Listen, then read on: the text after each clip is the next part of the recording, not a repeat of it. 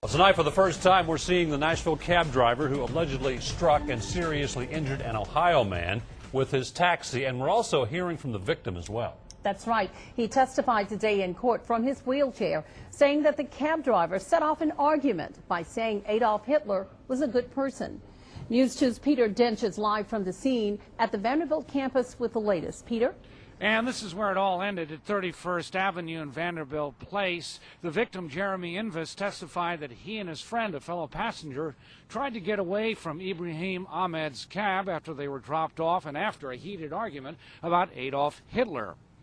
Now, Invis came to court in a wheelchair because of broken bones in his right leg and pelvis. He testified he and a friend from Ohio were picked up by Ahmed after a night of drinking. He said near the end of his 15-minute ride, Ahmed launched into a speech about Hitler and made anti-Semitic remarks. This after they were spending the evening on Broadway. Now, Invis was asked by Ahmed's public defender if he remembered kicking at the cab driver's seat or lashing out at him. He said he did not and only remembered Ahmed's comments. The defendant made some very anti-Semitic comments about Hitler, and what he had done was the right thing because he was trying to rid the world of, and I'll use the defendant's term, the Jews, because they were responsible for the evil and the sin, bad things going on in the world. The two comments that stuck out to me is that he said that he hates Jews and that he thought Hitler was a good man.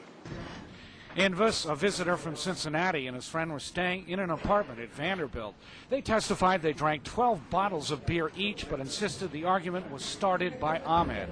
A police officer also testified Ahmed told him he was upset and had trouble controlling his anger.